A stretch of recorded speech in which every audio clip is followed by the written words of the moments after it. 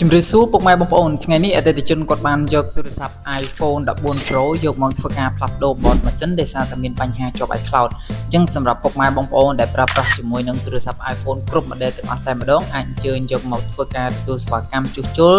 ឬមួយក៏ផ្លាស់ប្ដូរនៅហាងកម្ម Cofix Mobile Service របស់យើងទាំងពីរសាខាបានបាទដោយសាខាទី1យើងមាននៅស្តុបកម្ម Co និងសាខាទី2យើងមាននៅជាប់រង្វង់មូលស្តុបទួលគោកនេះផ្ទាល់តែម្ដងចឹងសម្រាប់ព័ត៌មានបន្ថែមពុកម៉ែបងប្អូនអាចទំនាក់ទំនងតាមលេខទូរស័ព្ទខាងក្រោមបាន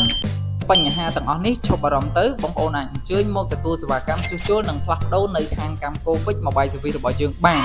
ពុកម៉ែបងប្អូនយើងមាន free ជូនជាមួយនឹងកាហ្វេនិងភេសជ្ជៈផ្សេងៗជូនបងប្អូនពិសាដោយឥតគិតថ្លៃហើយយើងមាន promotion បញ្ចុះតម្លៃជូនបងប្អូនដោយគ្រាន់តែធ្វើការចុច like និង share មួយគឺបងប្អូននឹងទទួលបានការបញ្ចុះតម្លៃពិសេសផងដែរអូខ្ញុំភ្លេចប្រាប់នៅមានមួយទៀតបងប្អូននៅពេលដែលបងប្អូនមកទទួលសេវាកម្មជួសជុលនៅហាងកម្ម Cofix Mobile Service របស់យើងទាំងពីរសាខាគឺយើងមានថែមជូននៅកាដូពិសេសជាមួយនឹងកាស AirPod និងដុំសាកថ្មជូនបងប្អូនដោយឥតគិតថ្លៃផងដែរដូច្នេះពីរនេះគឺបងប្អូនអាចជ្រើសរើសយកមួយបានអរគុណពុកម៉ែបងប្អូនយើងជួបគ្នានៅវីដេអូក្រោយទៀត